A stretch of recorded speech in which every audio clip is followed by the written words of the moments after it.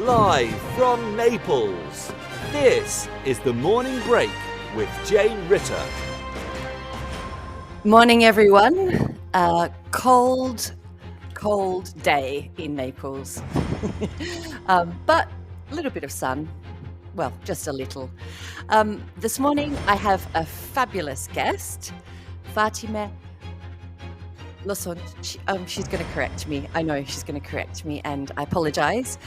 We're going to be talking about all things IELTS. Live from Naples, this is the Morning Break with Jane Ritter on Teachers Talk Radio. Tune in live at ttradio.org, or to join in the conversation, download the Podbean app and search Teachers Talk Radio. Follow the hashtag TTRadio. Tune in, talk it out with Teachers Talk Radio. Okay, and just as I'm waiting for my guest to join, I will just tell you a little bit about my week. It's been quite a busy one with exams and writing, but not IELTS. It was actually university exams. Quite a lovely day. Fatima, are you there? Hello. Oh, wonderful. I'm so glad you're here. I've had quite a few radio shows that we've had to sort of then go and record and upload. I am so happy to hear your voice. Me too. And I'm just waking up, so I'm hoping to really kind of be fully awake, to be honest, because it's 5 a.m. here, and I'm, gradually 5 a.m. pulling Oh my myself gosh. together. Yeah. You are wonderful. You're wonderful.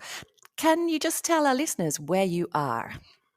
I'm in Mexico now, so yeah, this is I think 7 hours behind you all. So 5 a.m. here, it's 11 in the UK, as far as I understand. So Mhm. I normally wake up at 7 or so. This is kind of.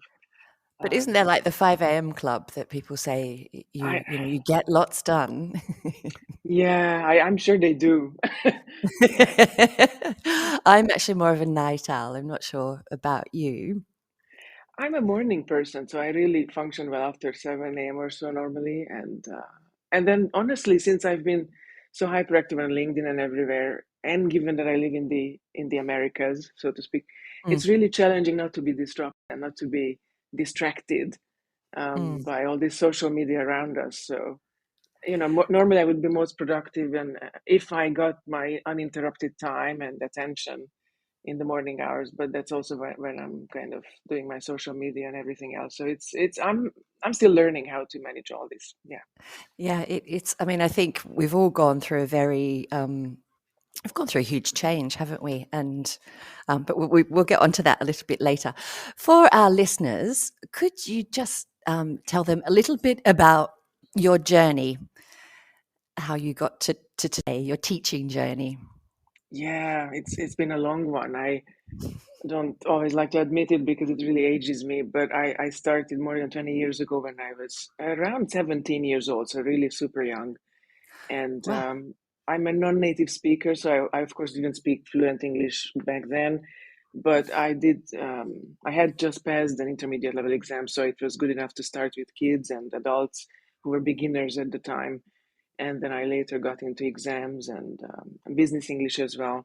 Mm-hmm. And a major turning point was when I moved to Australia in 2007 for a year. So I had already been teaching Where were you very in actively Australia? in Sydney for Okay, just a year. Yeah, I I'm loved from it. Melbourne, so Oh, wow. mm. Oh, wow. I wish I could have gone, and I hope to go one day because I loved the country and I really would have loved to stay, but it just wasn't in the cards at the time. So but I got to teach IELTS a lot. So I had already been teaching for a while before that, back in Hungary as well. Mm-hmm. And I got to teach even more in Sydney. And then when I was 29, I moved to Mexico, and I have been here ever since. And my ELT career really picked up here because I had enough experience, and I got the opportunity from various employers to finish my Delta. I got into publishing. I became a director of studies. I got into writing, item writing. So lots of things happened that I Wow. really attribute to being in Mexico. So I'm super grateful and super happy about all that as well. You've done quite a lot there. Amazing, yes. And you're also a Delta Module 2 tutor, correct? Yes, that's right. I got trained up in 2016 with the lovely International House Newcastle, Mm-hmm. and I'm eternally grateful. It was a great experience. I learned a lot, and I really got to ponder the difficulty around skills teaching in particular on that course. I really, after having done my own Delta and after having really struggled on my own Delta with skills in particular, Mm. I finally really got to understand that it's really hard for most candidates, more so than what we call the systems assignments, so grammar and vocabulary. And the reason is not because Delta candidates are lazy or teachers in general, but because there is much less in terms of proper skills teaching in the course books, and there is probably a lot in textbooks or journals, but that doesn't often mean tangible uh, stuff that we can pick Mm. up and go into a classroom with and teach off the cuff. And so it's one thing to understand things and to have the ideas and to know best practices, but it's even more helpful if there is good stuff already written for us, and we just need to still tweak it to our group and to our specific learners.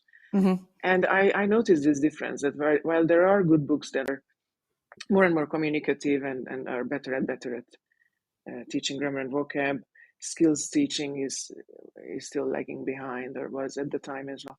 So that's how I kind of got inspired to. And I think, yeah, I mean, looking at IELTS, um, it is very skills based, isn't it? Yes. And I know a lot of students that I know that do IELTS really come down in the reading test. I don't know if it's the actual items themselves that that are tricky, or whether they just don't know how to read. But you're going to enlighten us, I hope. Yeah, the whole thing is tricky, and what makes it so challenging for candidates is, well, many things. One is that often they don't expect it to be this hard, especially Mm, if they have taken main suite exams before and they had a different format and they were, of course, on lower levels, perhaps on levels, first of all, not just a band scale situation, which in itself is really, really different. And they probably weren't exposed to so many item types. Speaking of the receptive skills now, yeah, as you mentioned, reading is the trickiest, because as far as I know, there are like 14 different question types, and you don't get exposed to that many in the average course book or on the Cambridge exams typically. So it's a huge variety of questions, and quite varied within each passage. So you get to read a passage about one topic, and then you have to maneuver your way around, up to 3-4 different question types based on just that one text. So that's one difficulty. The time limit on all 4 skills is another difficulty. mm. And of course, we were also planning to talk about productive skills today, so there's a lot to say about L1 interference. So how Mm. our mother tongue tends to really interfere with what we think an essay should look like, what we think a report, a descriptive report should look like, because it might do in our own language, but that doesn't mean that that's what's expected in English and on this particular exam as well. Yeah. Um, when you are teaching, what are the tools that you rely on? What are your sort of top 5 teaching tools? Yeah, that is an amazing question, because with the pandemic and with all this technology available for teachers worldwide and cheaper or sometimes free of charge, we do have a plethora to choose from, and that's really lucky. And sometimes we overdo the tech. In my experience, as a result, we get carried away by the latest Mm, gadgets and stuff. And in my experience, and to be fair, just to caveat this, I'm not actively in the classroom today, um, um, but I do believe that what students are looking to do is to connect to a human being and to really Mm. hear our thoughts and our opinions and our to benefit from our expertise, and how we deliver it through what tech, what platform, is often secondary, and we might kind of forget about this sometimes. So I really believe in authentic connecting and just authentic materials, and using authentic materials, especially on higher levels, and into IELTS terms, it's band 6 and above, Yeah. mostly the academic paper, and using YouTube, using podcasts, and really tapping into the learner's own interests and seeing how we could use them to keep them engaged and motivated through their IELTS journey, which, as we know, is really tricky, and there will be ups And and there's downs, an perhaps. awful lot riding on it for many Mm-hmm. students. I mean, Indeed. it's going to help them achieve what they set out to achieve, or it's not. Um, Yeah, that's very stressful, and and sometimes they, I worked with a lot of doctors, in particular doctors, biologists, engineers, preparing to either practice in Australia, a lot of them. mhm. um, Hello to all if they're listening, heart surgeons, etc. So a lot was hinging on whether they could get the band score, usually band 7. So for these really prestigious jobs or high profile things, or PhD courses, Mm. they usually need an academic 7 overall, and they usually find me, or used to find me, um, through referrals, and often they already had a 7 in reading, say, or in listening, but they were really struggling in writing typically. So we would just have to make sure that um, we kind of maintained those skills that they already knew how to do well, and really focused on writing. So and often, just to keep it a bit lighter and to keep it a bit more varied, I encourage that we look for YouTube channels, podcasts, other things, and we Mm. of course looked at past papers. So I talk a lot on my blog and on social media about how I am against, or it might seem like I was just going to say, yes. yeah, I and thought you were against it's that. not so black and white. Of course, they are amazing to give us, if we are new to IELTS as teachers, and of course, it's very important to expose our learners to the real deal, to the real thing, and it's Mm. much less diluted than looking at bits and pieces in a course book often, which has its other benefits, especially if it's a good course book, and especially if we know how to scaffold it right, and all sorts of other caveats again. But looking at the whole thing, and in its entirety, as in a full reading test, a full listening test with the real timing, the real life timings of the thing, is super useful and super beneficial. What I am against, though, is using this as the only teaching tool, or using it Yeah. as a teaching tool and just dumping things on them, and then sharing the answer key only without much reflecting, or maybe with a little bit of reflecting post hoc. So after a whole past paper by them, and that's just not really teaching at all. So I'm not even going to say it's bad teaching, because it's not really teaching. So that's my Some people tend to take that approach, particularly with exam classes in general, and I just I don't, unless you are a highly aware student, and you can actually draw these comparisons. I can understand. I'm really sorry about the background noise. I've got my dogs, and they're just ah a little bit restless. They that's generally very do make an excusable. appearance. It's been really horrible weather here, and so they're feeling a bit cooped up, I think. Well, So I do apologise in advance, but I know that you're a dog lover, so you'll probably be quite forgiving. Yeah. Um, I'm sorry. Now I've lost my train of trainers. thought. Well, you were just saying how teachers use past papers, and again, this is not to be super critical, because I did do that. So everything that I'm mentioning, Mm, as things to avoid, are things that I was doing when I first got my first IELTS student mm, in 2006, perhaps, or so. And just one day I got the call or the email, that I'm a dentist. I'm a military dentist. I still remember him. And I have to get the band 7 academic in a month or 6 weeks time. Can you help me? And I was like, what are we talking again? So I had to look Oh my into this gosh. like we all do. And because I had been teaching so actively for so long, because I had a lot of experience with what we today call the Cambridge Advanced, C1, and a little bit with the first and the proficiency.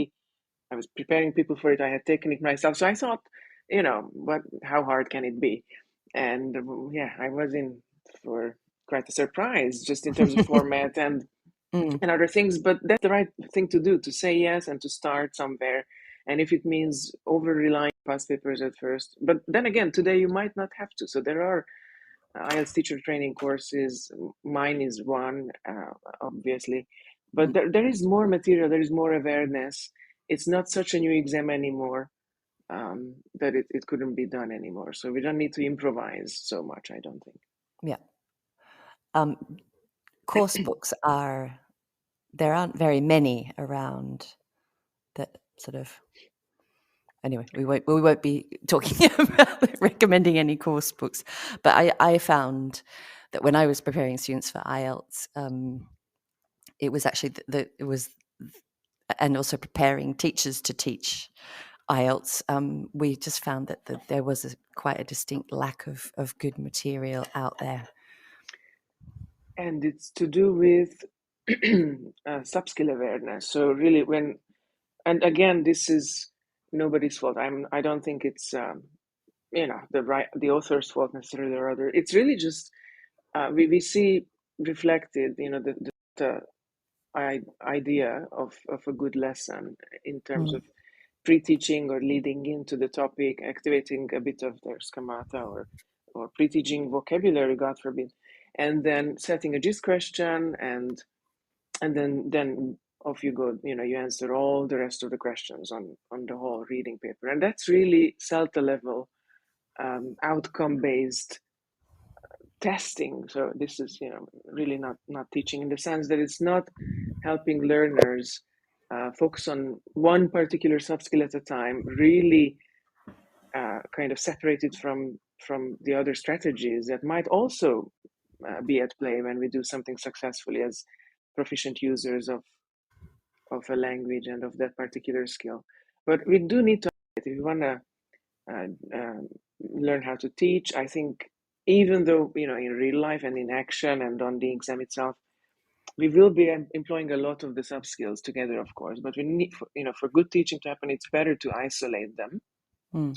and really plan the lesson in this micro fashion. So really kind of look at what stage I want to do first, and then how am I going to make sure that everybody has understood it? What guiding questions am I going to write into the lesson plan to make sure that after each stage there is clear feedback and clear recapping and pulling everybody back on board, so to speak, before we progress on to the next activity or the next exercise. So this is sometimes lacking, and then students are just on board and they don't know where the train is going. Mm. Because they haven't drawn their conclusion about the previous stage or about the previous exercise.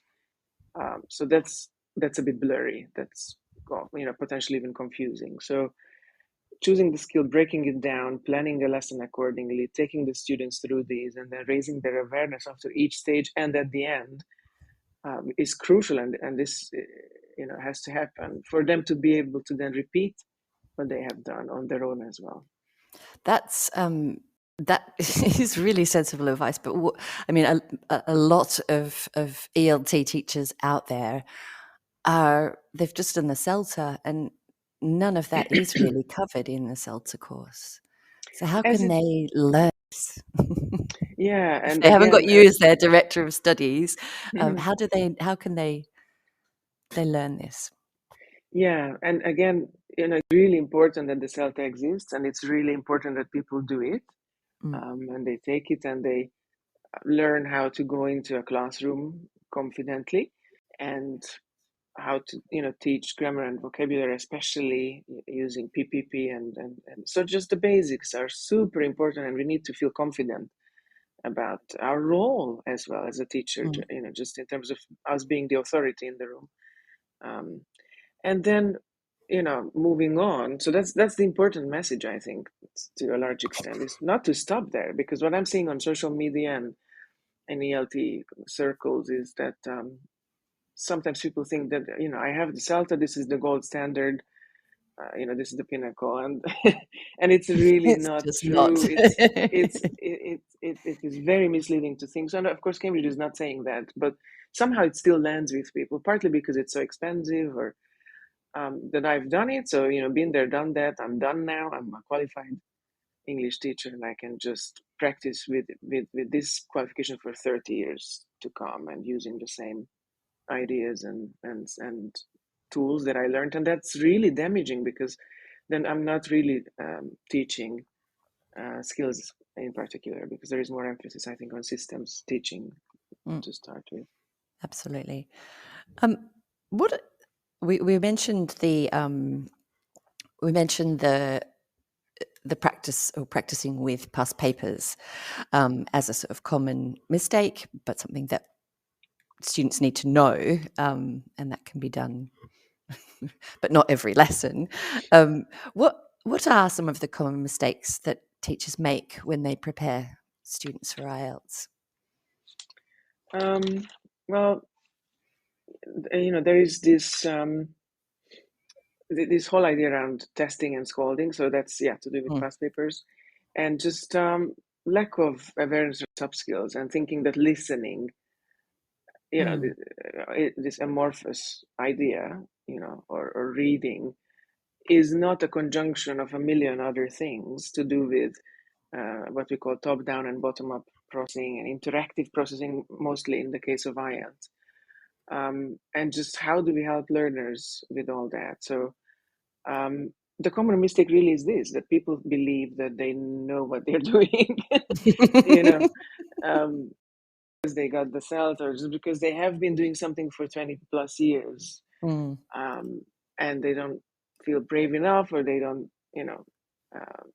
feel open enough or curious enough often, because there is so much stuff available free of charge. If people follow me on LinkedIn, there is a lot of ideas and a lot of inspiration and a lot of guidance. I really love to engage in the comments and see what people are, currently doing, and just, just kind of have a conversation there as well. But my blog is kind of a collection of almost 300 entries now around IELTS, and it's all free of charge. And there is also a masterclass on my website if people want to check out my website at fatimelosonsi.com. That's an hour-long overview of this distinction between testing and actual teaching. So there's a lot we can do, even if we don't want to spend too much. And I think that's it's not a mistake, but it's often lacking, to just this curiosity or this awareness around how we could do more. And I understand we're sometimes also time starved. I do talk to teachers, and I am hearing the reality. But if you really are passionate about your profession, you will find the time. I was commuting a lot, and I was while washing dishes or cooking, or do I don't know, you squeeze it in. Definitely. Yeah. I mean, I think the fact we now have podcasts that we can make things audible, there is a lot more scope to actually listen and learn, or watch and learn, really. Exactly. Yeah. And I noticed that I didn't quite answer your question around supporting students.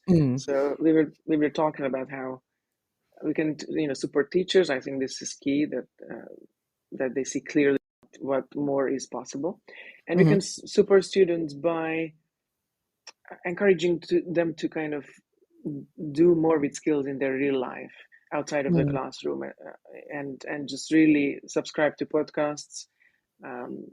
Just consider what their favorite topics are in real life. So some people might be into history, others might care a lot for cars and car racing. I'm just kind of bluffing there.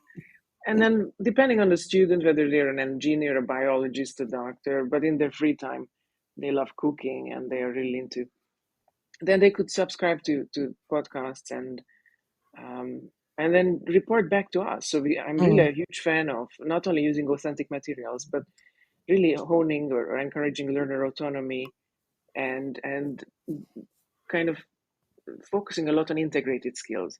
So if they get to listen to something and then they take note on it and they come to class, and they summarize it to us in this flipped fashion, and then that starts a lovely discussion. That is like 15 birds with one stone.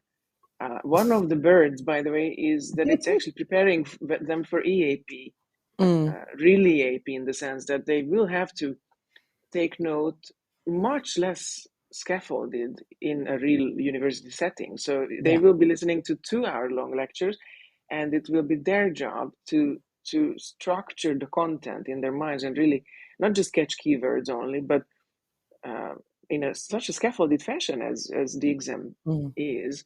But they will have to kind of grasp what the main points are, and then know how to spell those words and write them, and kind of write just enough context for them so that those notes will serve them, well later on as well. So this is, multiply beneficial potentially, and of course, if we kind of encourage their accountability and besides their autonomy, that is super useful. And I think writing is such a challenging skill that just by raising their awareness of the fact that writing tends to be a struggle irrespective of L1, irrespective of Irrespective of nationality. yeah, exactly. I mean, I struggle with some things. Certainly, I mean, you don't write a cover letter for a CV. Not that that's one of the tasks, but it's getting rarer these days that you actually do write a letter, or Yes. maybe an article is probably something that I'm more likely to write, but that would probably be more like a blog. So yeah, I would say I'm pretty rusty. Yeah. So these skills are, that allegedly native speakers or proficient speakers, know or have, are not always a given, not even for proficient speakers or users of the language. So this is how preparing for a language exam does take, getting to know the structure, the format, the requirements, even if somebody's on the level, because that's another, question. Like when somebody, it's a typical question, like somebody approaches us and they want to take the exam in a month time, and they already, let's say, they are quite fluent, their speaking seems okay, but what do we tell them? And yeah, we need to kind of really carefully examine how their other skills are doing. Well, they might just not have a propensity or not be super interested, and or not have a job that pushes them to write or read too much. Then there are lifestyles that are built around avoiding certain skills, and those will need to be strengthened, and that will take more time, more effort, more energy, most Definitely. I mean, likely. that I'm pretty good with my spoken Italian. I communicate and operate quite well here in Italy, but if I have to write a letter, Yeah. or it's just it's really, really hard work for me. Yeah. Yes, because there are different genre expectations, different. I imagine. I know this about Spanish, and I know this about Mexican Spanish as opposed to Spanish. So I started learning Spanish while I was back in Europe, and then I came here, and I was so confused, for a year or two, and just in speaking as well, and then in writing as well. Different conventions, different. Um, in pragmatic terms, but just in terms of audience and the layout and what's expected, and just some awareness around this can Absolutely. really trip students up. Yeah. Let's just hold. We will continue this because I find it fascinating. But we're just going to pause for a second and go to the news.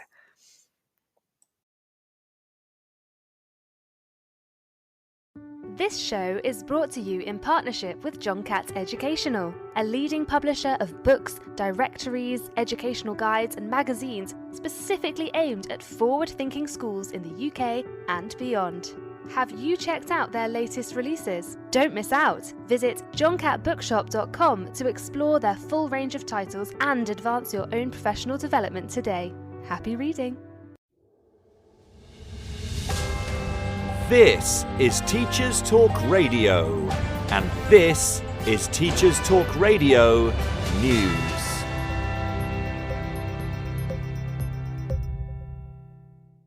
The Christian Institute website carries a story on the reminder by Minister of State for Schools Nick Gibb that schools in England have a duty to remain politically impartial in their teaching and extracurricular activities.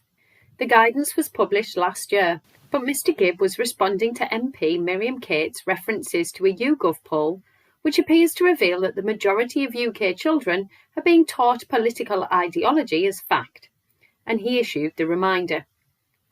Ms Cates was referencing that children are being taught that they can be born in the wrong body, as well as resources being used in schools which focus on the topic of gender identity. The DfE guidance comes as Scotland attempts to introduce new legislation on gender recognition, which is opposed by Westminster. The guidance states that schools should not under any circumstances work with or use materials produced by external agencies that take extreme political positions. The Varsity website reports on findings by a right-wing think tank that elite universities were more likely to use progressive terminology on their websites. Cambridge tops the table in the Radical Progressive University Guide, although the think tank Civitas does not appear to see this as a positive. Varsity highlights comments reported in the Daily Mail, which warned that half of our universities peddle their woke agenda to students. The think tank generated the findings after exploring university websites and reports, looking for a series of key phrases including trigger warning, white privilege, and anti-racism.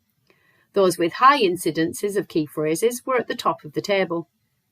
Varsity acknowledges a view that Cambridge's political culture is to the left of the national one, but also highlights key figures in academia who feature prominently in the conservative press. It's hard to stay away from politics as announcements of strikes continued late last week. The TES reports on the continued deadlock in Scotland, whilst the Evening Standard covers talks between ministers and unions in England after the NEU confirmed strike dates for the coming weeks and months. These strikes are set to impact schools in England and Wales, although the BBC further reports on talks in Wales. Its news website reports that teachers and school leaders have been offered a one-off payment by the Welsh Government, similar to that offered to health workers, although unions have already said that the offer is not enough. Scottish media outlets have also carried a story about what it describes as fears about violence in schools. A clip now widely shared on social media shows an altercation between two students and that took place on the same day a male pupil was left unconscious following an assault. Whilst Police Scotland have said it's investigating both incidents, it has sparked debate on the state of behaviour in schools, particularly as such incidents have featured in headlines before. The Scottish Government has previously stated they're investing an additional £15 million this year to enhance capacity to effectively meet the needs of people, and that they were very clear that violence is unacceptable. In further political news, the petition put forward by three men known as the Three Dads Walking will go to Parliament. The men, who all lost daughters to suicide, want to get suicide prevention on the school curriculum. The petition they set up now has more than 155,000 signatures, which means that it will be discussed in Parliament, after previously failing to be heard. Finally, more than 20,000 defibrillators will be sent to almost 18,000 state-funded schools by the end of the academic year. It comes after the government committed to ensuring there was a device in every school last year. The rollout comes after campaigning from the Oliver King Foundation and its founder Mark King, whose son died at 12 from a cardiac arrest while swimming at school. Guidance to support schools has been created, including awareness videos, and Education Secretary Gillian Keegan praised the work of the Oliver King Foundation and described the rollout as a huge milestone. Mr. King stated, "Defibrillators save lives," and that he hoped that families do not have to suffer the heartbreak of unnecessarily losing a child. This is for our Ollie. This has been your Teachers Talk Radio News with Joe Fox. This is 2 Minute Tech with Steve Woods, your tech briefing on Teachers Talk Radio. Hello, a while ago I asked you what is your go-to piece of tech. This week I had the pleasure of talking to Ian Kenyon, CEO of Wirral Respite and Alternative Provision, also known as RAP for short. So, Ian, what is your go-to piece of tech in your setting? Thanks, Steve. In our organisation, we are absolutely embedded in sharing our information and our data via the cloud. And there's loads of software out there to do it. And there's a lot of bespoke software for our type of organisation, student information management services, the likes of SIMS or Arbor or things like that. But unfortunately, they're all built around big organisations, big schools, schools with up to 1,200 students. Certainly not for schools that have a turnaround of students who are completing courses in 12 weeks, and those students who are potentially returning but require new files. We've tried proprietary software. It's very, very expensive. But actually what we've fallen back to is what Google provides. Using G Suite, which is now Google Workplace, we have access to spreadsheets, to form filling software for data collection, Google Docs, which is, you're very familiar with everything via traditional Microsoft Offices. Being able to link docs and sheets and forms together has been almost transformational for our organisation. It's not the cheapest. I will say the per user price matches what other software like Zoho or Microsoft will do, but offers a simpler version for us, and offers us some interactivity that we've never had before. It handles our email, it handles our student information, so gathering attendance, it handles our finance, so invoicing. The way that the suite works, the way that the package works, just works really well for us, but with very little additional investment in time, effort and training. Google offers us everything that we need. The final sort of element that has been transformational for us is then being able to use proprietary hardware such as Chromebooks or even Android phones, and the ability for us to then transfer our data and to be live in the cloud at all times has been a really good thing for our organisation. So there you have it. My number one go-to, it's definitely got to be Google Workplace. Thank you, Ian. As always, I'd love to hear what you want to know about tech. Do you have a go-to piece of tech? Let us know at TT Radio Official. I'm Steve Woods, and that was 2 Minute Tech. 2 Minute Tech with Steve Woods, your tech briefing on Teachers Talk Radio. And we're back. Fatima, are you there? Yeah. You've got your, okay, you're there. You had your microphone switched off. We were talking about how language can obviously influence our students and how they actually approach tasks. What are some of the interesting things that you've learned along the way? About language influencing L1 influencing how yeah. students approach tasks. Yeah, that's a good question, because it's really an issue in writing, and it's really sometimes an issue in speaking.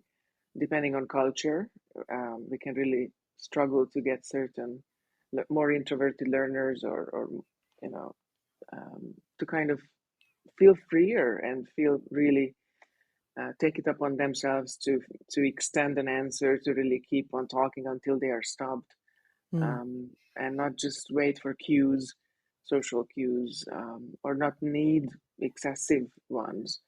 So there is a lot, about culture that interferes with our performance.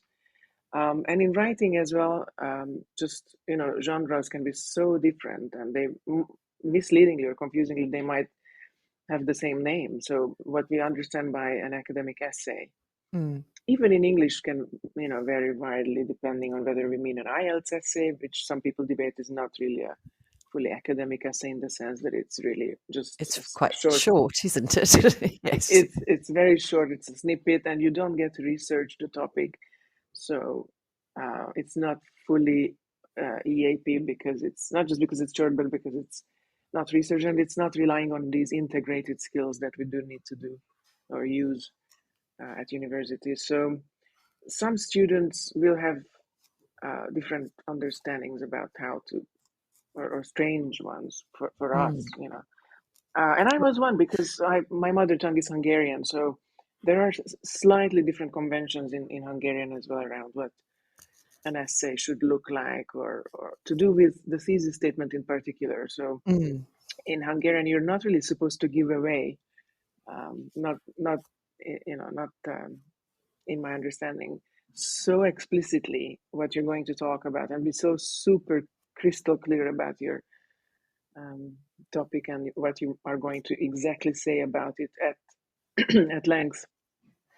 That's The- and how does that then you flesh it? You sort you just allude to it. You just like come with me on this journey and you'll find out. But I'm not gonna be super explicit because then that's gonna be an insult on your intellect, dear reader. So that's a really different, veiled and thinly veiled, and it's a different situation. Well, from what I could tell, fascinating. and from all the reading that I did in my mother tongue, this is kind of a different seductive, alluring, alluding to kind of process, as opposed to this is what we are going to be talking about. These will be my key points. This is my opinion, or these, or if it's not an opinion essay, but any other subgenre or essay type, as I like to call these. And as we know, there are 4 on IELTS. So either it's a for and against essay or an opinion one or a solution one, where candidates have to kind of provide a solution and or a bunch of them, to solve one particular problem. And there's also what I call the discursive essay, which is really a tricky name because it's used differently in other contexts. What I mean by this is that there is an essay type which is a bit closer to journalism and just discussing a topic without taking a stronger stance either for or against or both, or solving it, just discussing what contributed to it, what's happening, and just inform the reader. This is what I call the discursive essay. And learners really struggle if we only teach them what an essay should look like, but we don't also teach them what kinds of essay they might encounter on IELTS and how they might also be combined depending on the task. So they really have to be prepared to write hybrid responses. And if the task requires that you kind of flesh out what the advantages and the disadvantages are and then give your opinion, then you need to notice that you're required to write such a combo. And you need to plan it. You need to be mindful about the structure. You need to really know where the train is going that you're on when you're writing that essay. It cannot just be this unstructured, like free writing kind of exercise. Although the amount of time allowed for this is so little that it would be tempting to just do some free writing. But really, the job of a preparation course is to really teach all these sub skills to do with the writing process as well. Yep. How do I understand the task right? What kind of essay is required? What is the scope of the topic? Some candidates really kind of get into trouble by keeping it wider or narrowing it down too much. So there are, in my bootcamp program, in the writing module, I really deal with this, and there are exercises around raising awareness of all of these things: the importance of understanding the topic, understanding the scope, understanding the required essay type, and I really like using comparative analysis kind of exercises where students see the same topic repeated but dealt with differently in the exercise, and that tends to really help them notice the importance of this. Can you just tell our listeners a little bit about boot camp? It sounds brilliant. Yes, and it was really exhausting at the same time, hence the name. And the beta version was modeled after the CELTA in the sense that I wanted a 1 month long super intensive experience where people really come away equipped and confident.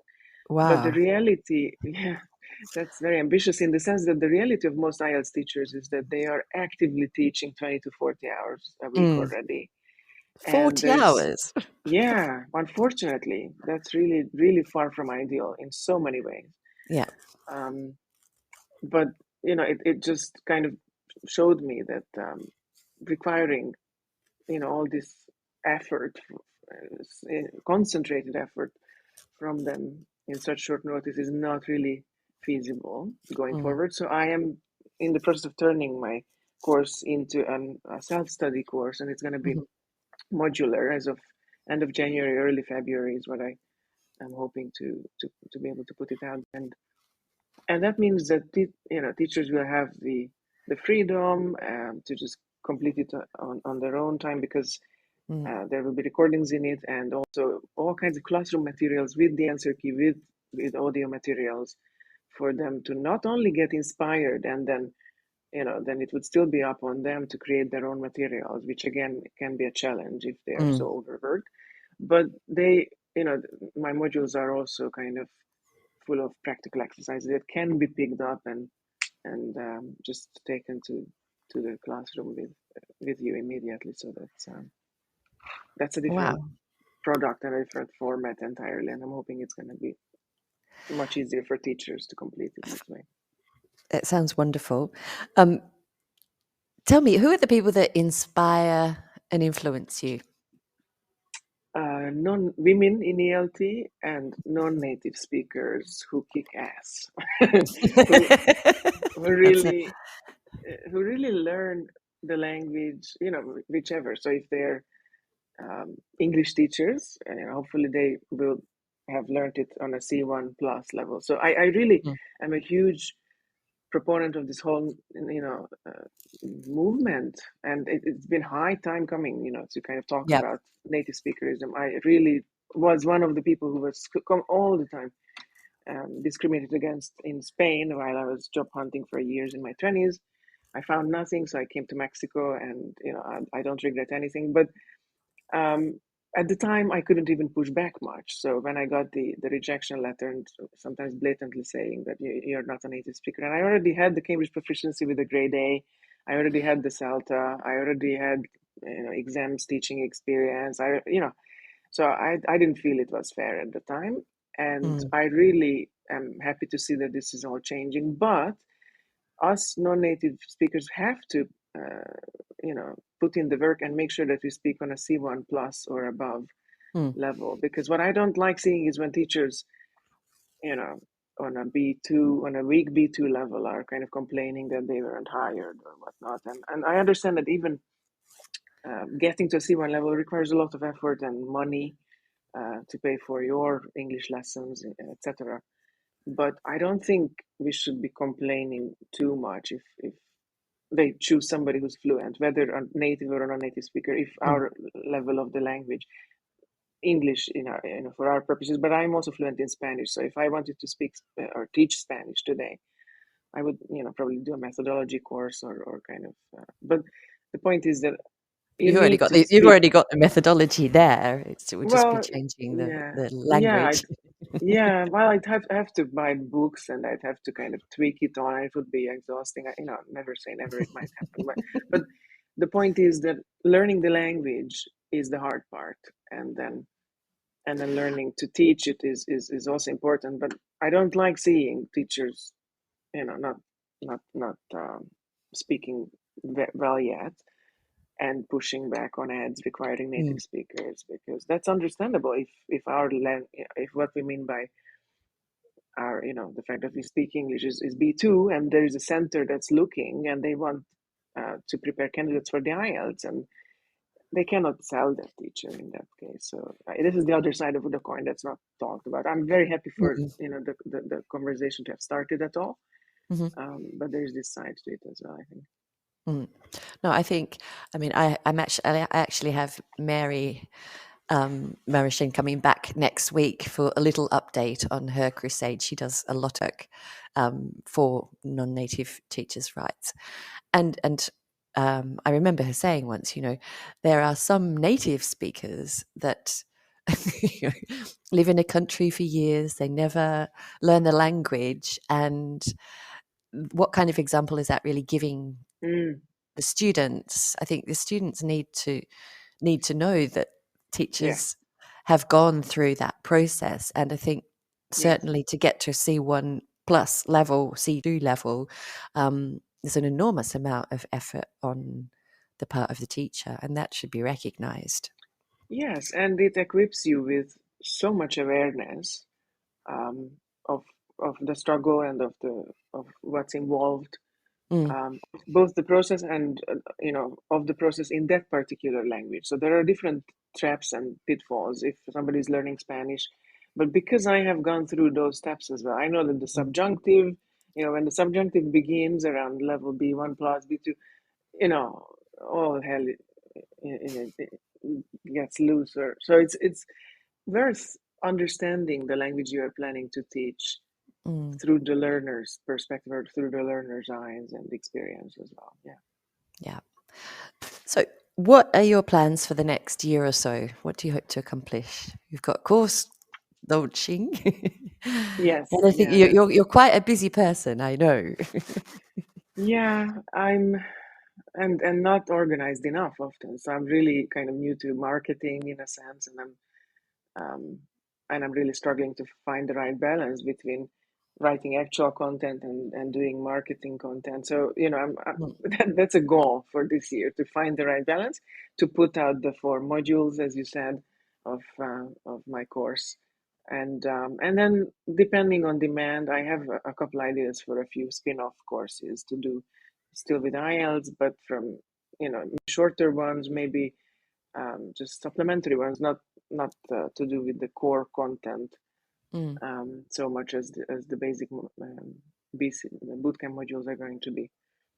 Um, yeah. Thinking about your marketing, you use dogs a lot. What is the reason for that? Just that I don't have one now, and I love dogs, and people always assume that I'm so crazy about them because I surely have 15 at home, and I think the opposite is true. Given Mm, that I can't have one now because I'm so still kind of in this gypsy lifestyle. Uh, I'm looking to settle, and I'm looking to have a dog soon, and then more. And if I become a millionaire, I'm looking to open a dog shelter. So mhm, that's really a dream as well. But no reason. So sometimes people are actually confused, and I have been asked this by IELTS teachers. What is the relevance of dogs to IELTS? And absolutely nothing, except that I'm talking about IELTS, and I love dogs as well. And I think we do need some visual reminders and some anchoring mm. to stop the scroll, as we would say on social media. So I think it's Well, they definitely stop me. Anything with a dog, um, and yeah. any, that's my biggest distraction is if I get onto Facebook, and the Mm-hmm. little video comes up with a sort of dog that's been Mm, saved and their progress, and mm, and dog training. They're, yeah. they're terrible because they kind of draw you in, and Yes. you can't stop watching them. Um, but yeah, I that's my my weakness, and so I do always stop at your posts because there's always a yeah. nice dog there. Yes, the cute ones. They are Mm, so amazing, and this is how we get stuck on social media, you see. So mm, this is why it's so tricky to kind of be very mindful of our time management when we go out there, because there are so many shiny things going on, whether it's mm. dogs or other more professional discussions and materials and everything else. It's super exciting. Yeah. Tell us a fun fact about you that most people don't know. I am planning to do an essential oils course at some point in my life. This is on my bucket Oh list. wow! Um, and I am crazy about essential oils. I love using them. I love really for medicinal purposes. So if I have a headache, I first check if I'm not thirsty or if I'm not hungry, or I go for a walk. And if all else fails, I use peppermint. If I'm feeling a bit blue, then I use orange because it really is good for your mood. To sleep, I use lavender, etc. So I really want to learn more about their applications, and including, probably the chemical aspects, like how to store them, how to mix them, which ones can be ingested, which cannot. And over the years, I have learned a couple of things just as a user, but I have a strong sense of smell, so I'm in this sense, I'm a bit like dogs, perhaps, and and I wanna just learn more about all this smelly world. Yeah, So if you were a dog, what breed would you be?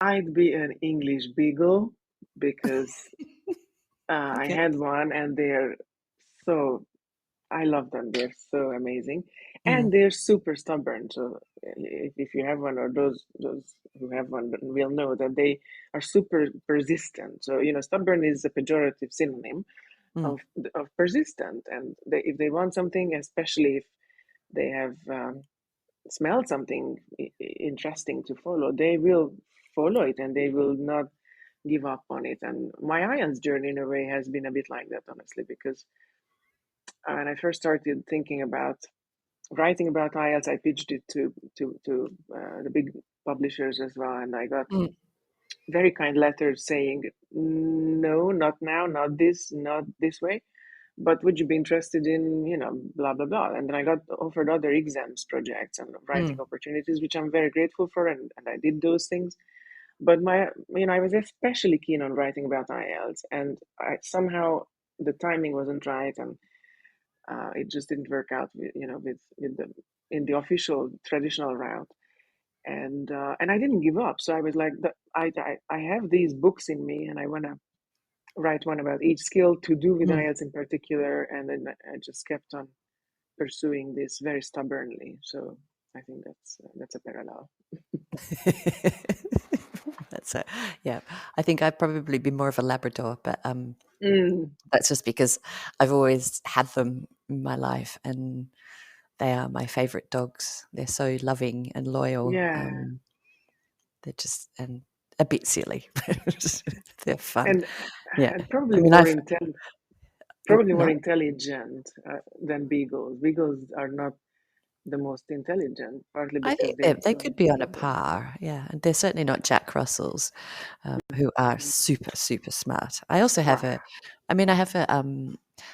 She's a rescue Maltese, and when I first got her, I thought, I've never had a small dog. I always thought small dogs were small and yappy, but she's smart. She is so mm, clever. mm, She's so, wow. and so I've actually changed my mind about small dogs. Yeah, you She's see, this is super. Yeah, yeah, so educational, to have pets and to realize that there is definitely. so much you can learn from them. There are so many prejudices that we might carry with us, random ones Mm, that they might help us debunk.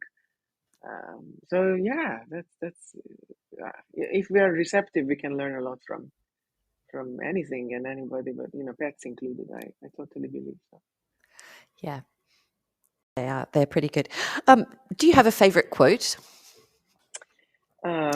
Yes, a lot to do with challenges and difficulties that we overcome. And I don't know if this was actually said by anybody, but I do love the saying, it seems impossible until it's done.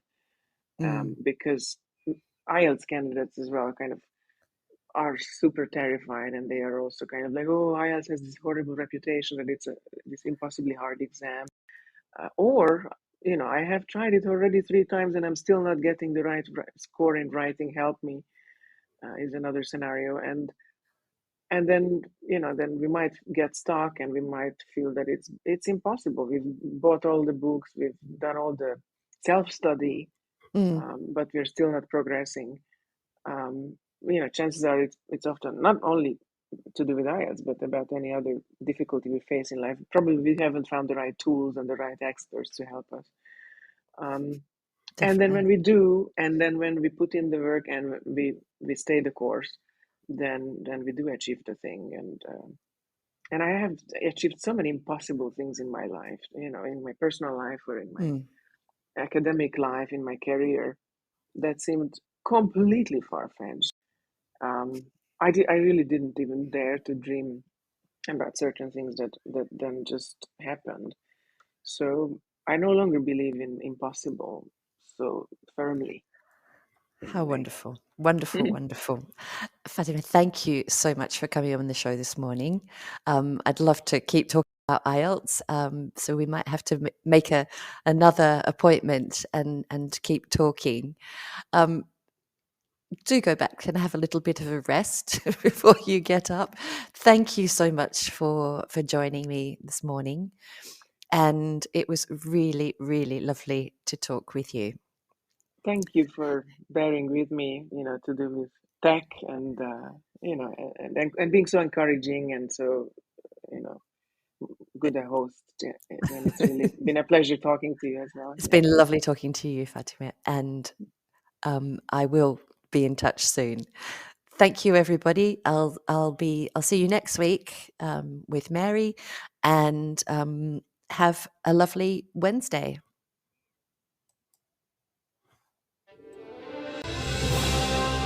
You've been listening to Teachers Talk Radio. Tune in live and listen back at ttradio.org.